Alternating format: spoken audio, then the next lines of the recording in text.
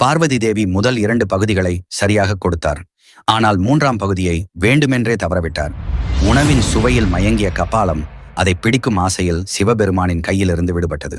கபாலம் மீண்டும் சிவபெருமானின் கையில் ஒட்டிக்கொள்ளாமல் இருக்க பார்வதி தேவி அதை தனது காலால் மிதித்தாள் என தல புராணம் கூறுகிறது. பார்வதி தேவியின் இந்த உக்கிரத்தை தணிக்கவும் சாந்தப்படுத்தவும் மாசி மாதத்தில் தேர் திருவிழா மற்றும் ஊஞ்சல் உற்சவம் நடத்தப்படுகிறது. இந்த திருவிழா மாசி மாதத்தில் மகா சிவராத்திரிக்கு பிறகு வரும் அமாவாசையில் தொடங்கி 13 நாட்கள் நடைபெறும். இதில் பிரம்மாவின் கபாலத்தை பார்வதி தேவி தனது காலால் மிதித்து அழித்த நாளை மயான கொள்ளை என்ற பெயரில் ஒரு பெரிய திருவிழாவாக கொண்டாடுகின்றனர். இந்த திருவிழாவின் போது அங்காள அம்மனிடம் வேண்டிக் கொண்டு தங்கள் விருப்பங்கள் நிறைவேறியவர்கள் காய்கறிகள், பழங்கள், சில்லறை நாணயங்கள், தானியங்கள் போன்றவற்றை கொள்ளை விடுவார்கள் அல்லது சூறை விடுவார்கள். இந்த திருவிழா மேல்மலையனூர் மயானத்தில் நடைபெறுகிறது.